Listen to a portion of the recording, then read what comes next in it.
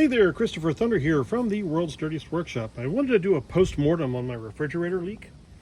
I haven't quite figured it out yet, but I think I know why it's leaking. This is the original solenoid configuration, and you can see here I have 3 of the 4 locking pieces. Okay, so this is a curved piece which supports the tubing for the refrigerator. And one was left unsecured. And what that means is that hose was left unsecured the entire time.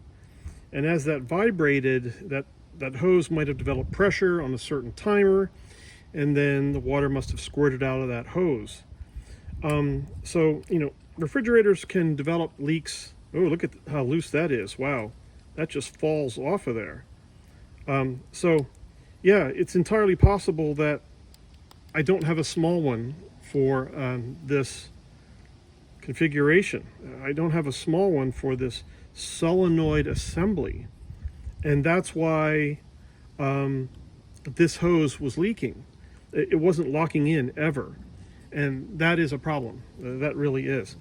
The brown one has a different kind of a hose end on it, but this one was just a straight hose.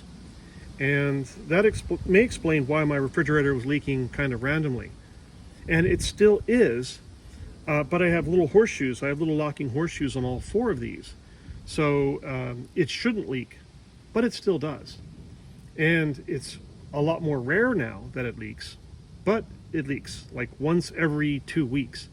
So I have a feeling that this assembly is the cause of my leak, but I haven't quite locked down all of the hoses quite yet. So if you have a refrigerator leak, this is the first place you should look if you have a puddle on your floor, is to go to the assembly where all the solenoids are, and then start checking these little locking pieces, right? These are the equivalent of the blue horseshoes that I have on the new assembly. See my other videos, and see if there's one missing. And if there is one missing, that's probably the cause of your leak. Thanks for watching. Bye-bye.